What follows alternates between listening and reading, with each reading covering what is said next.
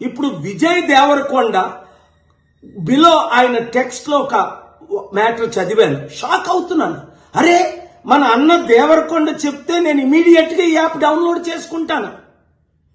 అలాగే బాలకృష్ణ అట, మంచు లక్ష్మి అట, ఇలాంటి వారు 25 మంది ఇప్పుడు అరెస్ట్ అవబోతున్నారు.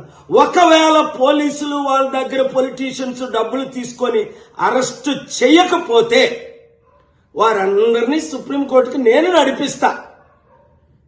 ప్రకాష్ రాజు లాగా మీరు కూడా తప్పయింది అని ఓపెన్ అపాలజీ చెప్పినంత వరకు.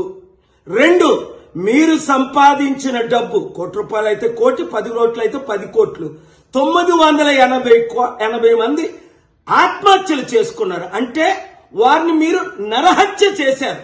మీ ఇన్ఫ్లుయెన్స్, మిమ్మల్ని ఎంతో ఫాలో అవుతున్న ఈ ఫాలోవర్స్కి మీరిచ్చే గిఫ్ట్ ఇదేనా? మానవత్వం లేదా? దైవత్వం లేదా? రాక్షసుల్లాగా వాళ్ళ జీవితాల్ని మీరు దోచుకోవడమేనా? ఎండ్ ఆఫ్ ద డే మీకు మిగిలింది ఏంటి?